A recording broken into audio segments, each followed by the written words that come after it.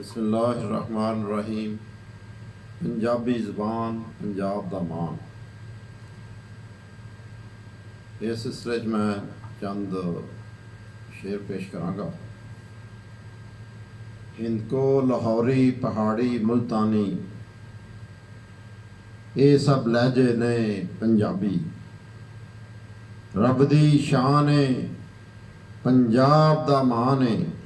ये सूफिया दी ज़बान है, ये पाकिस्तान दी पहचान है। जड़ा भुल जाए ज़बान अपनी नू, जड़ा भुल जाए ज़बान अपनी नू, वो खो जाए पहचान अपनी नू। ये बोलीए पीरां फकीरां दी, ये बोलीए जीदारां दी, ये बोलीए पहाड़ां ते खुलियानां दी, ये बोलीए रेगिस्तानां ते दरियावां दी। माँ बोली दा हमेशा दम भरिए, कदी भी बोलन विच आर न करिए। सब नूं समझन बोलन दी ये लोड़, इस तो वध के कोई नहीं होर। सारे फसादां नूं खत्म करिए, माँ बोली नाल सारे प्यार करिए। ये दूर